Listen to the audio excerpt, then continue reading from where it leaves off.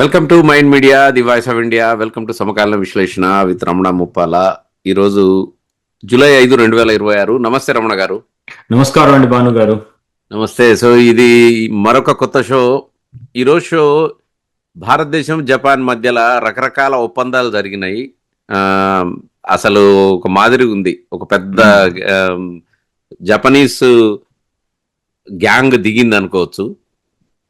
రక్షణ రకరకాల ఒప్పందాలు చేసుకున్నారు. ఆవిడ జపాన్ ప్రైమ్ మినిస్టర్ వచ్చేసి మోడీ నాకు పెద్దన్నయ్య అంటే, ఓ నువ్వు నాకు చెల్లెవి అని ఈయన అన్నాడు. ఇప్పుడు అన్ని అంతేలే, ప్రతి ఒక్కళ్ళు తమ్ముళ్ళు అన్నయ్యలు చెల్లెళ్ళు అయిపోయారు, అంతా లీడర్లు అట్లా అయిపోయారు. అట్లా మోడీ మొత్తం దీన్ని మార్చేస్తున్నాడు అసలు ప్రపంచంలో ఈ సినారియోని. సో ఫస్ట్ ఏంటంటే మీరు ఏంటిది థర్డ్ పోల్ అని పెట్టారు. అంటే అగ్రరాజ్యం ఉండేది, అగ్రరాజ్యాలు ఉండేవి, రెండు ధృవాలు. ఇది మూడో ధృవం లాగానే అవుతుందా ఈ రెండు దేశాలు కలిస్తే? ఏషియాలో అంతే అవుతుంది అనమాట. అది ఏషియానే కాదు, వరల్డ్ లో కూడా. మీరు ఒకటి అబ్జర్వ్ చేశారా, మనం లాస్ట్ టైం చేసిన దానికి ఇప్పటికీ అన్నిట్లో ఒక ప్యాటర్న్ ఉంది. వరల్డ్ లో అమెరికాకేమో వేరే పవర్స్ లేకుండా ఒక రెండు పవర్లు ఉండాలి. మిగతా వాళ్ళందరూ ఈ రెండు పవర్ల కింద మాట్లాడుతూ వాళ్ళ కింద ఉండే ఉండటం వాళ్ళకి అడ్వాంటేజ్ అనమాట. వాళ్ళకి అంటే అడ్వాంటేజ్. అది ఇండియాకి ఏంటంటే వీక్ గా ఉన్నప్పుడు కొంచెం భరించింది, ఏదో నాన్ అలైన్డ్ నేషన్స్ అది ఇది కొంచెం ఉత్తుగా మాట్లాడినా కూడా. అప్పటికి రష్యా కిందే ఉండేది ఇండియా ఎంత అన్నా కూడా. కానీ ఇప్పుడు ఇండియాకి చాలా పవర్ వచ్చింది. మనం క్రితంసారి చేసిన షోలో చూపించాం. అది ఈ పవర్ మధ్యలో అది అలౌ చేయట్లేదు. అలాంటి సిస్టమ్ అలౌ చేయకుండా ఏం చేస్తుందంటే, వరల్డ్ మొత్తం ఇప్పుడు వేరే చోటేమో యూరోప్ ఉంది, అట్లానే ఇంకో చోటేమో గ్లోబల్ సౌత్ అని ఒకటి క్రియేట్ చేసింది. సో ఇవన్నీ బాగానే ఉన్నాయి. కానీ చైనాకు కూడా అనుకోకుండా ఏమైందంటే, వాళ్ళకి కూడా ఈ G2 అనే కాన్సెప్ట్ నచ్చలేదు, అమెరికా చైనా అనేది. ఎందుకంటే వాళ్ళకి మిగతా వాళ్ళందరితో కొట్లాడుతుంది. ఎట్లా అంటే రష్యా తోటి, ఇండియా తోటి, ఇట్లా వాళ్ళకి ఇష్టం లేదు. కానీ ఇండియా ఏం చేసిందంటే, ఏషియాలో కూడా అలానే ఉండాలి, నువ్వు నేను ఓ పెద్ద కంట్రీస్ పవర్స్ అని ఉండటం కాదని చెప్పి ఇండియాను చైనా ఇది జపాన్ తోటి కలిసింది. అదొక్కటి ఇంపార్టెంట్. అయితే ఇంకో పాయింట్ మీరు అడిగిన దాంట్లో థర్డ్ పోల్ ఎందుకు ఇంపార్టెంట్ అంటే, ఇది జపాన్ ఎప్పుడు అమెరికా మీద డిపెండెంట్ సెకండ్ వరల్డ్ వార్ నుంచి. అవును, అమెరికాకి ఇంకా అది. కానీ అమెరికా అనేది ఎవరు ఎంత అవును కాదు అని ఎంత వాదించుకున్నా ఇరాన్ యుద్ధం ఓడిపోయింది అమెరికా, ఒక రకంగా చెప్పాలంటే. ఆ ఓటమితోటి ఏమైందంటే, మిగతా వాళ్ళందరూ వాళ్ళ సుట్ కేసులు సర్దేసుకుంటున్నారు. ఆ సర్దుకోవటంలో జపాన్ కూడా సర్దుకోవటం మొదలెట్టి, ఇట్లా కుదరదు కదా మనకి ఏషియాలో, ఈ అమెరికా రేపు పొద్దున్న ఏం చేస్తుందో, సహాయం చేయగలుగుతుందో లేదో, నిజంగా ఈ చైనా కనుక పెద్దదైపోతే ఇంకోటి మనం తయారు చేసుకోవాలని చెప్పి బాగా క్లోజ్ అవ్వటం మొదలెట్టింది ఇండియా. అందుకని ఇది మూడో ధ్రువం, థర్డ్ పోల్ అని నేను పెట్టాను దీనికి. Okay okay. సో ఇప్పుడు నెక్స్ట్ ఫ్రెండ్షిప్ అన్నది ఎప్పటి నుంచో ఉంది. కానీ ఒక్కసారి ఈ స్లైడ్ లోకి వెళ్దాం. టైం లైన్ 1998లో పోఖ్రాన్ టెస్ట్ తర్వాత ఏంటి జపాన్ మన మీద, అప్పుడు జపాన్ క్లియర్ గా అమెరికా హ్యాండిల్లో ఉండేది. సో భారతదేశం వ్యతిరేకంగా ఉంది భారతదేశానికి. అప్పుడు శాంక్షన్స్ కూడా పెట్టింది 1998లో. అప్పుడు మన న్యూక్లియర్ వెపన్స్ టెస్ట్ చేసినప్పుడు ఇండియాలో వాళ్ళు ఇండియా మీద ఆంక్షలు కూడా పెట్టారు. ఎందుకంటే అప్పుడు గ్లోబల్ ఆంక్షలతో పాటు ఉండాలి. చెప్పే కదా, అప్పుడు పవర్ ఈక్వేషన్ ఎప్పుడు ఇది అమెరికన్ బ్లాక్ లాగా ఉండేది అది అనమాట. సో 2000లో కొంచెం బెటర్ అయ్యారు. 2000కి వచ్చేటప్పటికల్లా ఆయన జపాన్ ప్రధాని యోషిరో మోరి ఇండియా వచ్చి పర్యటన చేసినప్పుడు సంబంధాలు మళ్ళీ రిటర్న్ అయినాయి అనమాట. అది 2014 నుంచి 2022లో చాలా మంచిగా బిల్డ్ అయినాయి చెప్పాలంటే. అందరికంటే మనకి best prime minister of Japan ఎవరంటే, ఆయన పేరు ఉంది షింజో ఆబే అంటారు. ఆయన ఆయన అసాసినేట్ చేశారు. ఆయనది మోడీది చాలా హైట్ కి చేరింది వాళ్ళ దానిలో అనమాట. వాళ్ళ ఇద్దరి పర్సనల్ రిలేషన్స్ కూడా ఒక మాదిరిగా ఉండేవి. ఇప్పుడు అప్పుడు ఇంపార్టెంట్ ఏంటంటే, ఫుల్ టర్న్ అరౌండ్ అని చెప్పొచ్చు. 1998లో ఆంక్షలు విధించిన జపాన్ 2014-2017 మధ్యలో సివిలియన్ న్యూక్లియర్ ఒప్పందం కూడా చేసుకుంది. అదనమాట, అది most important. Civilian nuclear deal కూడా చేసుకుంది.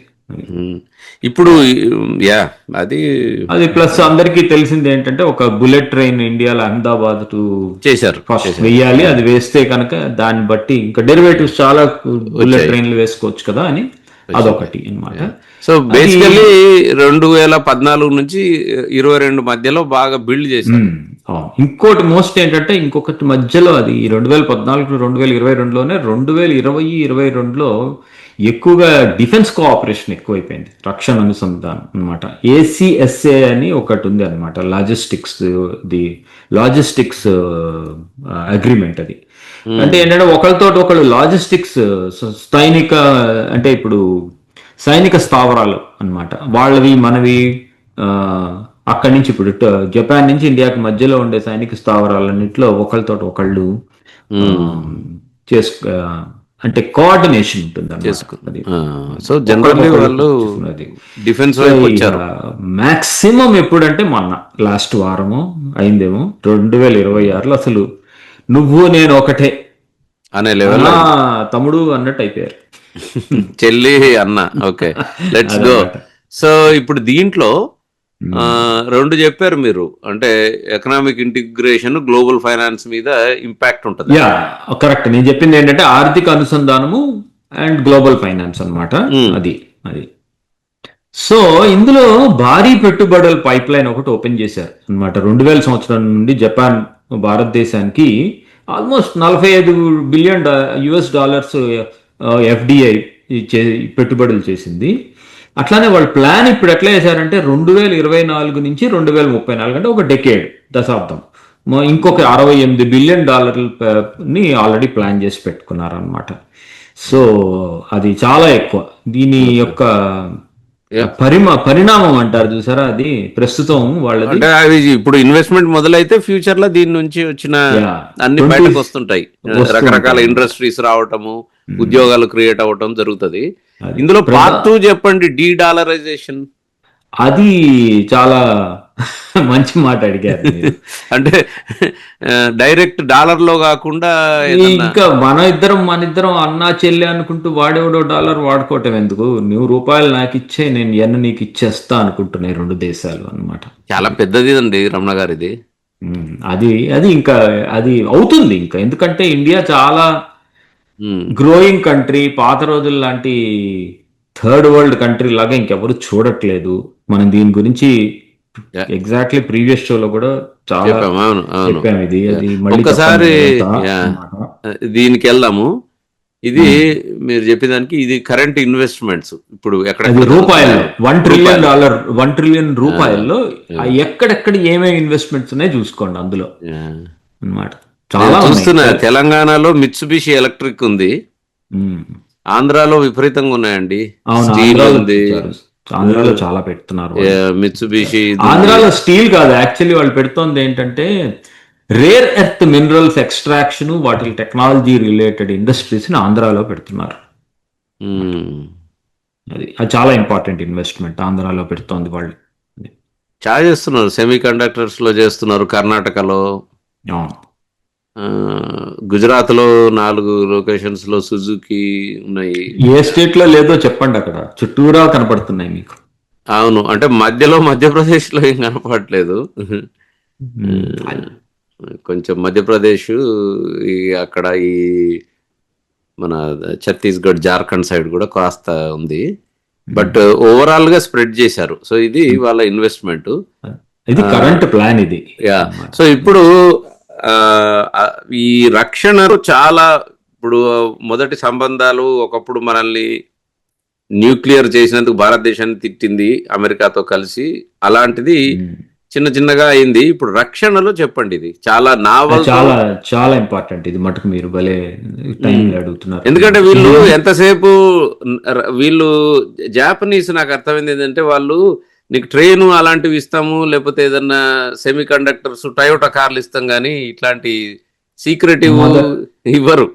నేను మీకు మొదట్లో ఏం చెప్పాను, ఫస్ట్ లో చెప్పాను మీకు, ఈ అయిపోయింది, అమెరికా మీద మరీ ఎక్కువ డిపెండ్ అవ్వలేము, సొంతంగా చూసుకోవాలని ఇండియా తోటి క్లోజ్ అయింది అని చెప్పాను.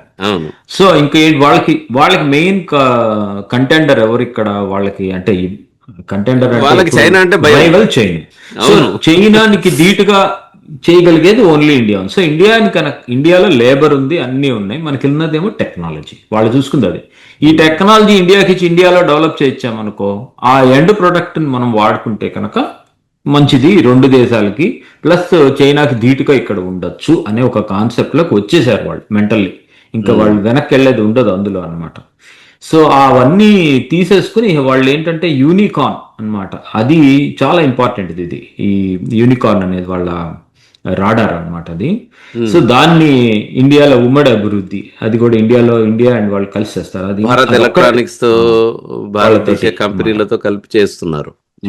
అది అదొకటి. అన్నిటికంటే ఇంపార్టెంట్ ఏంటంటే ఇందులో నేను చూసేది, వాళ్ళు రెడీ అయిపోయారు ఈ మొగామి క్లాస్ ఫ్రిగేట్ ని ఇండియా తోటి కొలాబరేట్ చేసి ఇండియాలో మ్యానుఫ్యాక్చర్ చేయడం. అది ఎందుకు ఇంపార్టెంట్ అంటే ఇండియాకి ఫ్రిగేట్స్ చాలా ఉన్నాయి, మనకి చాలా రోజు డెవలప్ చేస్తూనే ఉన్నారు. అంటే ఇది ఈ కనపడుతున్న షిప్ ఇది ఫ్రిగేట్స్ ఫాస్ట్ గా వెళ్తాయి కదా ఇవి. ఫాస్ట్ కంటే కూడా ఆ టెక్నాలజీ ఏంటంటే దానికి ఇప్పుడు మన ఇండియన్ ఫ్రిగేట్ లో కనుక 100 మంది ఈ నౌకాదళం కావాల్సి వస్తే ఇందులో 50 మందితోటి దీన్ని రన్ చేయించవచ్చు దీన్ని అనమాట. తక్కువ మందితో రన్ చేయించవచ్చు అనమాట. అట్లా ప్లస్ ఇది టెక్నికల్లీ చాలా సుపీరియర్ కూడా ఇది అనమాట. స్టెల్త్, ఇవి కూడా ఇండియాలో కూడా స్టెల్త్ ఫ్రిగేట్స్ ఇండియా అవన్నీ కూడా ఇప్పుడు. సో చిన్నది అంటే ఏంటి, ఇప్పుడు మనం ఒకటి తయారు చేసేదానికి ఇవి 2 తయారు చేసేసేసి 2 పెట్టేసేయచ్చు. ఇప్పుడు మనకి అంత నౌకాదళం కావాలి కదా. మనం మెరైన్ వాటి మీద కూడా చాలా షోలు చేసాం. ఇండియాకి కొత్త ఇండియన్ ఓషన్ లో ఉండే బేసెస్ అన్ని అవన్నీ. సో ఇట్లాంటి వాటితోటి వీళ్ళు అట్నుంచి ఇటు అంతా అంటే కవరేజ్ పెరుగుతుంది, కవరేజ్ పెరుగుతుంది. అదే అనమాట. ఇది మటుకు చాలా పెద్దది ఈ టెక్నాలజీ. ఇది ఒకటి, నింజా టెక్ ఒకటి అన్నమాట, రాడార్ అది. ఆ 2 మటుకు చాలా ఇంపార్టెంట్. ఓవరాల్ నావల్తో అవుతుంది. Okay, next. సో దీని వల్ల ఏంటి, ఇప్పుడు చైనాకి చెక్ పెడుతున్నారని ఇందాక చెప్పారు, అమెరికా కూడా ఇంప్లికేషన్స్ ఉన్నాయి చెప్పండి. చైనాకి చాలా చెక్ ఉంటుంది. ఇందాక ఫస్ట్ చెప్పిందే అది. ఇక్కడ చైనా ఒక్కటి సూపర్ పవర్, సింగిల్ పవర్ గా ఉండటం కాదు అని చెప్పి చెక్ ఎలా అంటే, ఇప్పుడు జపాన్ నుంచి ఇండియాకి మీరు సముద్రంలో ఒకసారి ఊహించుకోండి, ఆ మొత్తం మధ్యలో మలక్కా స్ట్రైట్స్ అవన్నీ వస్తాయి. అక్కడే కదా చైనా వాళ్ళ ఈ నేవీ అంటే ప్లాన్ అంటారు ఉండేది. వాళ్ళ ఇవి ఉంటాయి, ఏమంటే సబ్మరైన్స్, తెలుగులో ఏమంటారంటే జలంతర్గాములు సముద్రంలో ఉంటాయి. వాటిని ట్రాక్ చేసే టెక్నాలజీ ఒకటి ఉంది అనమాట. అది అమెరికన్ టెక్స్ బాగా వాడతారు. దాన్ని ఏమంటారంటే ఫిష్ సోర్సెస్ టెక్నాలజీస్ అంటారు అనమాట. అది వాళ్ళ దగ్గర ఉంటుంది. ఇప్పుడు దాంతో ఏంటంటే దాన్ని సౌండ్ సోర్సెస్ అంటే అనమాట, అండర్ వాటర్ లో సౌండ్ తోటి వాటిని ట్రాక్ చేయటం అనమాట. సో అది వీళ్ళు ఇప్పుడు అట్నుంచి, ఇందాక ఒకటి చెప్పాను, వాళ్ళకి లాజిస్టిక్స్ అగ్రిమెంట్ ఆల్రెడీ ఉందండి అని జపాన్. ఇది ఆలోచించుకోండి. ఈ టెక్నాలజీ తోటి అక్కడ తిరిగే చైనీస్ న్యూక్లియర్ సబ్మరైన్స్ ని వీళ్ళు ట్రాక్ చేయడానికి పనికొస్తుంది అది. సో మొత్తానికి అటువైపు చైనాకి చెక్, ఇటు మరి అమెరికా చెప్పండి దీంట్లో. అమెరికాది చాలా పెద్ద చెక్. అమెరికా ఏంటంటే ఈ దెబ్బతింది, దానికి ఉన్న ఆర్థికంగా దెబ్బతింటం వలన ఈ గ్లోబల్ పవర్ అనేది పడిపోయింది గబుక్కని. ఇప్పుడు ఏదైనా పెద్ద యుద్ధం వస్తే యుద్ధానికి రెడీగా లేదు అన్నమాట. సో క్వాడ్ అనేది ఉంది చూసారా, క్వాడ్ లో ఉంటుంది ఫ్యూచర్ లో కూడా. నేమ్ సేకే అమెరికా ఉంటుంది, మోస్ట్లీ డీలింగ్ చేసేదంతా ఇండియా జపాన్ చూసుకుంటాయి అదంతా. అది నేను చెప్పాలనుకుంది అమెరికా దృష్టిలో అది. సో అంటే ఇందాక నేను అడుగుదనుకుంది అంటే, చైనానే అక్కడ కౌంటర్ చేయడానికి ఇన్ని రోజులు జపాన్ అమెరికాతో అలైన్ అయింది, ఇప్పుడు భారతదేశంతో అవుతుంది అనొచ్చా? అది అనొచ్చు అదే జరగబోతుంది. ఈ టెక్నాలజీ అంతా ట్రాన్స్ఫర్ చేసి భారతదేశం కొన్ని నౌకలు తయారు చేసేస్తే అది దాన్ని చాలా టెక్నికల్ ట్రాన్స్ఫర్స్ జరుగుతున్నాయి. సో నెక్స్ట్ డిఫెన్స్ నుంచి ఇటువైపు వద్దాం. టెక్నికల్ గా సడన్ గా జపాన్ ఇండియా మధ్యలో సెమీ కండక్టర్ ల్యాబ్లు, ఏఐ ఫౌండేషనల్ మోడల్స్ కి వచ్చాము ఇప్పుడు. అవును. సో రేర్ ఎర్త్ అనేది చాలా ఇంపార్టెంట్ మీకు బ్యాటరీస్ తయారు చేయడానికి. చిన్న బ్యాటరీ ఎలా తయారు చేయాలి, దీని మీద ఎక్కువగా జరుగుతోంది ఇండియా జపాన్ మధ్య అనమాట. చిన్న బ్యాటరీ ఎక్కువ పవర్ ఉండేటట్టు అనమాట. ఇది యాక్చువల్ ఆంధ్రప్రదేశ్ లోనే ఎక్కువ జరుగుతోంది ఇది అనమాట. టొయోటా తూషో వాళ్ళతో వాళ్ళ తూషం అనే దాంతో పర్మనెంట్ మ్యాగ్నెట్స్ తయారు చేసే ఫ్యాక్టరీ పెడుతున్నారు అక్కడ ఆంధ్రప్రదేశ్ లో. Semi conductors, semi conductors, AI గురించి చాలాసార్లు చెప్పుకున్నాము. వాళ్ళకి మంచి టెక్నాలజీ ఉంది. ఇప్పుడు అందరూ టైవాన్ మీద డిపెండ్ అయి ఉంటారు. కరెక్ట్. ఆ టైవాన్ లోపల అందరు కంపెనీలు ఉంటాయి. టైవాన్ అంటే అది ఓన్లీ టైవాన్ కాదు, అమెరికన్ ఉంటాయి, జపాన్ ఉంటాయి. సో అది ఎప్పుడైనా ఏదైనా అవ్వచ్చు. ఒక్క కంట్రీ మీద ఎందుకు డిపెండ్ అవ్వాలి? చైనా ఆక్యుపై చేస్తే అంతే సంగతులు తైవాన్. సో అందుకని వాళ్ళు ఇప్పుడు ఆ జపాన్ వాళ్ళు ఏం చేస్తారంటే అవన్నీ ఇండియాలో అగ్రెసివ్ గా టైవాన్ కి ఈక్వలెంట్ అని ఇండియాలో పెట్టేస్తారు. మొదలు అవ్వబోతున్నాయి. ఓకే, మొదలు అయ్యాయి కూడా చాలా. ఇంకా అది అగ్రెసివ్ అంటే చాలా స్పీడ్ పుంజుకుంటాయి అన్నమాట. ఇవి స్పేస్ లో చెప్పండి ఒకసారి. మరి స్పేస్ లో కూడా అంటే అసలు ఒక దాంట్లో అంటూ లేరు. రక్షణలో ఉన్నారు, టెక్నాలజీలో ఉన్నారు, ఖనిజాలని చూస్తున్నారు. ఇప్పుడు మళ్ళీ అంతరిక్షంలో కూడా వెళ్తుంది ఇది. ఇప్పుడు ఆ చంద్రయాన్ 5 ఉంది కదా. అవును, చంద్రయాన్ 5 కి దాని మీదకి వెళ్ళటానికి జాక్సా అంటారు. ఇండియాలో ఇస్రో లాగానే జపనీస్ వాళ్ళదని జాక్సా అన్నమాట. ఈ రెండు కలిసి ఫస్ట్ రోబోటిక్ మిషన్, మళ్ళీనేమో పెద్ద రాకెట్ కావాలి, H3 రాకెట్. అదేమో జపాన్ సమకూరుస్తుంది అన్నమాట. ల్యాండర్ టెక్నాలజీ ఉంది కదా, అది ఇండియా సక్సెస్ఫుల్ గా చేసింది చంద్రయాన్. సో ల్యాండర్ టెక్నాలజీ ఏమో ఇండియా అందిస్తుంది అన్నమాట. అది అలానే మరి చైనా ఏమో ఇవన్నీ చాలా సెటిలైట్స్ ఇవన్నీ చేసుకుంటూ వెళ్ళిపోతూ ఉన్నారు కదా చైనా, అమెరికా. దానికి పోటీగా కూడా ఇండియా జపాన్ కలిసి పోటీగా ఇంకొక లోవర్ ఆర్బిట్ లో చేసే వాటిని లూపెక్స్ అన్నమాట, వాటిని కూడా చేస్తూ ఉంటారు వీళ్ళు. ఇంకా అదొక్కటే కాకుండా ఏసాట్ టెక్నాలజీ ఉంది కదా, పైన సెటిలైట్ వెళ్తే కింద నుంచి మిజైల్స్ తోటి కొట్టే వాటికి కౌంటర్ కూడా ఇండియా జపాన్ కలిసి చేయబోతున్నాయి. అది ఓ బాయ్, అన్ని రకాలుగా ఉంది. ఓకే, నెక్స్ట్ ఇది స్ట్రాటజిక్ జియోగ్రఫీ అంటే భౌగోళికంగా పైన చైనా సరిహద్దులో నార్త్ ఈస్ట్ ఇక్కడ మటుకు చాలా. జపాన్ కి జిగా అని ఒకటి ఉంది, అంటే వాళ్ళు వేరే దేశాల్లో డెవలప్మెంట్ కోసం ఖర్చు పెట్టేది అనమాట. వాళ్ళ వాళ్ళ ఇన్వెస్ట్మెంట్ ఏజెన్సీ. వాళ్ళు ఏం చేయబోతున్నారంటే ఈసారి చాలా చాలా మటుకు ఈవెన్ ఇందులో అరుణాచల్ ప్రదేశ్లో కూడా వాళ్ళు బాగా పెట్టుబడి పెడుతున్నారు. అక్కడ ఇన్ఫ్రాస్ట్రక్చర్, నార్త్ ఈస్ట్ స్టేట్స్లో ఉండే ఇన్ఫ్రాస్ట్రక్చర్ మీద పెడుతున్నారు. దీనికి ఉద్దేశించి నేను ఒకటి చెప్పదలుచుకున్నాను. అసలు ఈసారి జరిగిన సమ్మిట్ని గౌహతిలో పెడదామంటే అంతా గౌహతి నగరం మొత్తాన్ని చాలా అందంగా తయారు చేసి పెట్టారు. కానీ లాస్ట్ మినిట్లో కొంచెం లాజిస్టిక్స్ ప్రాబ్లం వచ్చి ఇది కూడా ఈ మీటింగ్ని ఢిల్లీకి షిఫ్ట్ చేశారు. లేకపోతే వీళ్ళిద్దరు ప్రైమ్ మినిస్టర్లు లెక్క ప్రకారం అక్కడ కలవాలి, గౌహతి, అస్సాంలో. నార్త్ ఈస్ట్ లో పెట్టుబడులు పెడుతున్నారు. ఈ టెక్నాలజీ, ఈ డిఫెన్స్, ఈ స్పేస్ అన్ని కాకుండా ఇది మళ్ళా జస్ట్ ఇన్వెస్ట్మెంట్ చేస్తున్నారు నార్త్ ఈస్ట్ లో ఇన్ఫ్రాస్ట్రక్చర్ ఇన్వెస్ట్మెంట్ చాలా ఎక్కువ చేస్తున్నారు.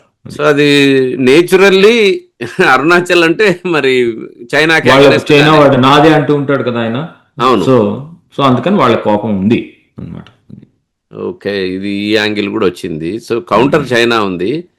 సో నెక్స్ట్ ఇది ఒకటి మిమ్మల్ని అడగాలండి. చాలా సార్లు నేను న్యూస్ లో చూస్తున్నా, వంకాయలని పండించడానికి తమిళనాడు నుంచి వెళ్తున్న భారతీయులు అని జపాన్ కి, తర్వాత ఐటీకి కూడా వెళ్తున్నారు, ఈ మధ్య జాపనీస్ నేర్చుకుంటున్నారు అని కూడా వస్తుంది.